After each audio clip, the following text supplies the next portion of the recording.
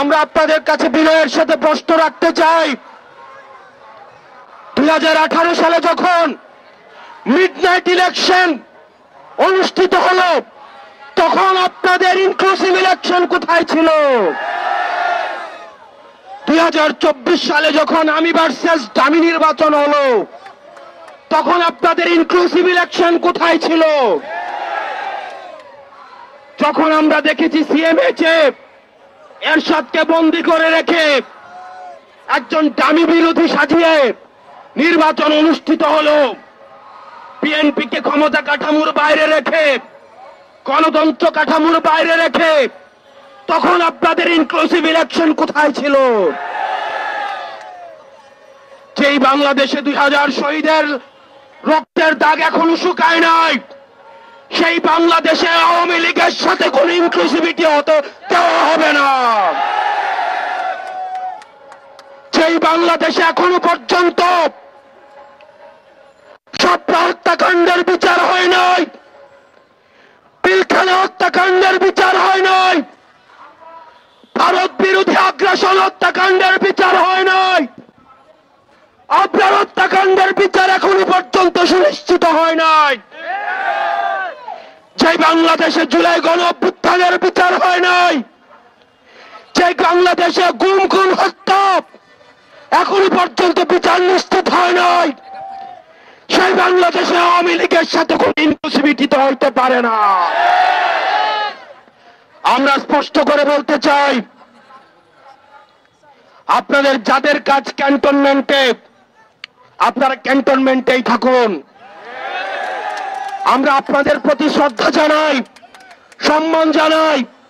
দেশের সার্বভৌমত্ব রক্ষার ক্ষেত্রে আপনাদের যে অবদান রয়েছে সেটাকে আমরা স্বীকার করে নেই। কিন্তু আমরা বলতে চাই, রাজনৈতিক পরিমণ্ডলে আপনারা ক্যান্টনমেন্ট থেকে গত 16টা বছর যেভাবে নগ্ন হস্তক্ষেপ করেছেন,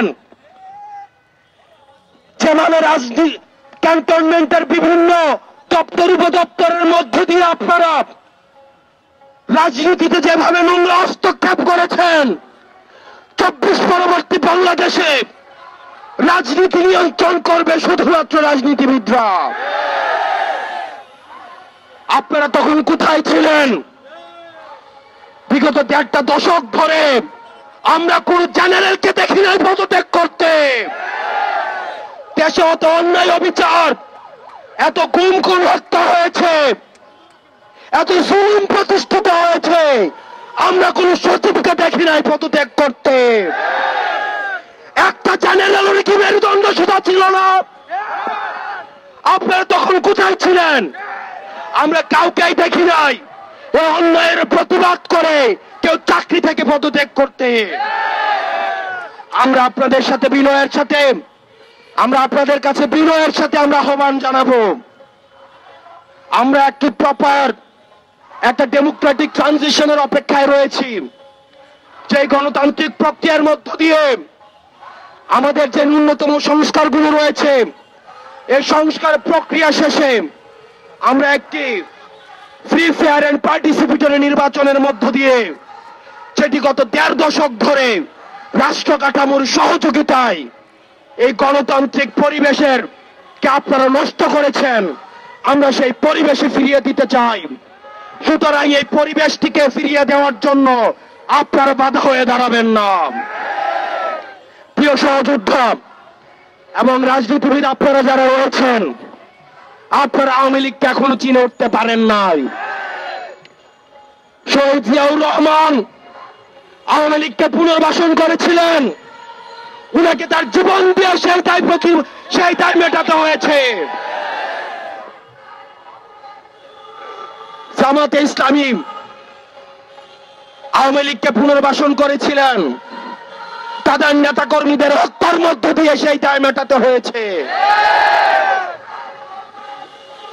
বিভিন্ন ষড়যন্ত্রের মাধ্যমে 2009 সালে আওয়ামী লীগ আবার পুনর্বাসিত হয়েছে। পিলখানা হত্যাকাণ্ডের মধ্য দিয়ে, রাষ্ট্রের প্রতিষ্ঠানগুলো ধ্বংসের মধ্য দিয়ে আগামী 100 বছর ধরে সেই দায় আবার আমাদেরকে দিতে হবে। আবার যদি কেউ আওয়ামী লীগকে আবার পুনর্বাসিত করতে চায় তাহলে তার জীবন দিয়ে সেই দায় আবার পুনর্বাসিত করতে হবে। প্রিয় সহযোদ্ধা, আমরা আপনাদেরকে বলতে চাই, পরবর্তী বাংলাদেশ হবে, next Bangladesh is without Awami League. পরবর্তী বাংলাদেশ বিনির্মাণ হবে যারা ফ্যাসিবাদ বিরোধী যে রাজনৈতিক দলগুলি রয়েছে, আমাদের বিভিন্ন বিষয় মত পার্থক্য হবে, আমাদের পলিসির জায়গা থেকে ডিসকাশন হবে, আমাদের ডায়লগ হবে, এগ্রিমেন্ট হবে, ডিসএগ্রিমেন্ট হবে, আমাদের সব হবে আওয়ামী লীগকে এই রাষ্ট্র কাঠামোর বাইরে রেখে। আপনাদের ভুলে গেলে চলবে না, কোন গণতান্ত্রিক প্রক্রিয়ায় ভোটের মধ্য দিয়ে কিন্তু আওয়ামী লীগের বাংলাদেশ থেকে পালাতে বাধ্য হয়নি। আওয়ামী লীগ পালাতে বাধ্য হয়েছে গণঅভ্যুত্থানের মধ্য দিয়ে।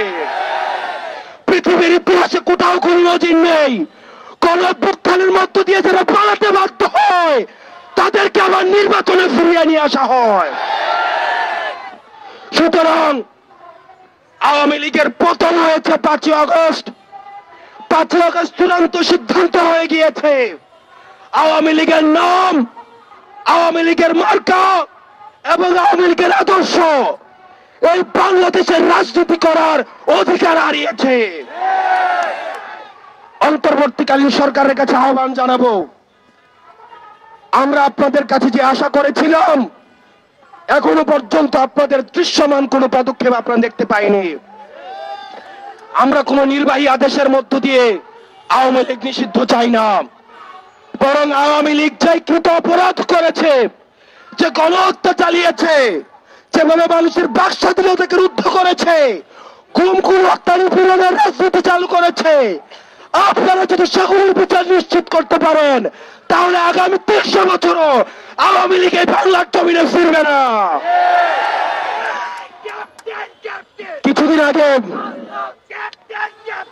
কিছুদিন আগে আপনারা দেখেছেন,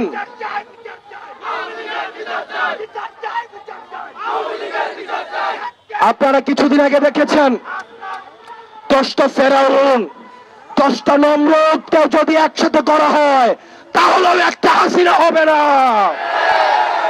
হাসিনা 10টা ফেরাউনের থেকেও ভয়ঙ্কর, 10টা নমরুদের থেকেও ভয়ঙ্কর।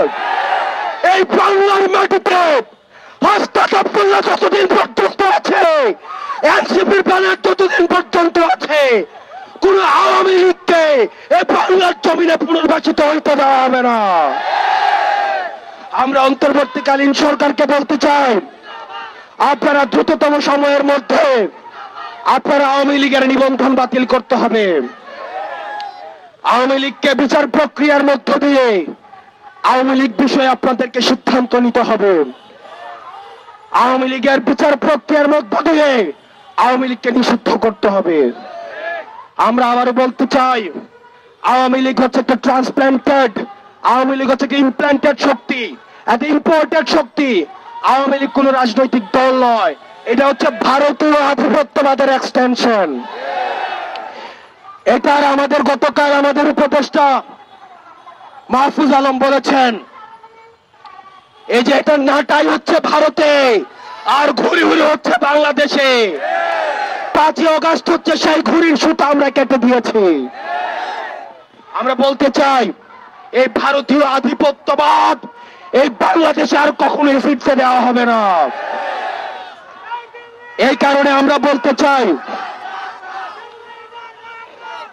আমরা কোন ইনস্টিটিউশনের বিরুদ্ধে না, আমরা স্পষ্ট করতে চাই, আমরা কোন ইনস্টিটিউশনের বিরুদ্ধে না, বরং যে ইনস্টিটিউশন গুলোকে ধ্বংস করা হয়েছে আমরা সেগুলোকে আমরা পুনঃপ্রতিষ্ঠা করতে চাই। বাংলাদেশ সেনাবাহিনীর উপর আমাদের পূর্ণ আস্থা, পূর্ণ সমর্থন এবং এই ইনস্টিটিউশনের উপর আমাদের পূর্ণ শ্রদ্ধা রয়েছে। আমরা কোনো ব্যক্তির উপরে আমাদের কোনো ধরনের ক্ষোভ নেই। আমরা বলতে চাই, এই ইনস্টিটিউশনের উপর আঘাত করে দেশকে অস্থিতিশীল করবেন না। আপনারা যারা এই ইনস্টিটিউশন গুলো চালাচ্ছেন, আমরা আপনাদেরকে অনুরোধ করব, আপনাদের উপর আমরা আস্থা রাখতে চাই, আপনাদের উপর আমরা ভরসা রাখতে চাই। আপনারা আপনাদের যে সার্ভিস রয়েছে, আপনাদের যে সার্বভৌমত্বের প্রশ্ন রয়েছে সেটাতে আপনারা আপোষহীন থাকুন। আর রাজনীতির বিষয়টা আপনারা রাজনীতিবিদদেরকে আপনারা দেখতে দিন। আপনারা ল অর্ডার বিষয়গুলো আপনারা দেখুন। কোন ইনস্টিটিউশনের এগেনস্টে আপনারা জনগণকে দাঁড় করিয়ে দিবেন না। দেশবাসীর প্রতি আহ্বান জানাবো, আর্মির এগেনস্টে, সেনাবাহিনীর এগেনস্টে জনগণকে দাঁড় করিয়ে দেওয়ার এক ধরনের ষড়যন্ত্র হচ্ছে। আমরা বলতে চাই, আমাদের অবস্থান সেনাবাহিনীর বিরুদ্ধে নয়, বরং সেনাবাহিনীকে দিয়ে আমাদের দেশে তাদেরকে অপব্যবহার করে কোন ষড়যন্ত্র যদি করতে চায়, আমাদের অবস্থান সেটির বিরুদ্ধে। বাংলাদেশ সেনাবাহিনীর যে অবদান রয়েছে, তাদের যে কন্ট্রিবিউশন রয়েছে, এবং বাংলাদেশ সেনাবাহিনী ইনস্টিটিউশনের উপরে আমাদের সম্মান, শ্রদ্ধা এবং আস্থা রয়েছে। আমরা বিশ্বাস করতে চাই তারা আমাদের এই আস্থার প্রতিদান দিবে।